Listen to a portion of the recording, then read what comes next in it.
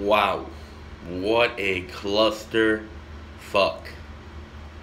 Honestly, what a clusterfuck. So, a cup race is delayed today because, it always got to rain at a track nobody really wants, to watch a race at, Michigan. Unless it's a truck series. But, lucky for me, I'm not Michigan. Personally, I think the big controversy is what happened yesterday in the Formula One race. Sebastian Vettel was leading Lewis Hamilton. Hamilton was putting Vettel under pressure. Vettel makes a mistake. Doesn't quote-unquote cut a corner, but technically he does. He runs across the grass because he made a mistake from the pressure from Hamilton. He goes straight line the corner, but his steering is an opposite lock. And when your steering is an opposite lock, if you hit the throttle, or if you try to put it to the left, if your steering lock's locked all the way to the right, you're going to spin and crash the car. So Vettel couldn't, stay to his line, or at least stay to where the concrete and the grass is. He came across, and then Lewis tried sticking his nose in there because he took his normal line.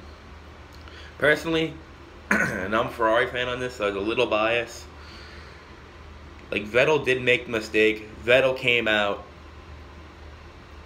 went over the grass. His steering was an opposite lock. Due to those cars, these is my experience riding them in a Formula 1 2018. If you got opposite lock and you try to get the throttle down to go put power to go gain your position, you're going to crash.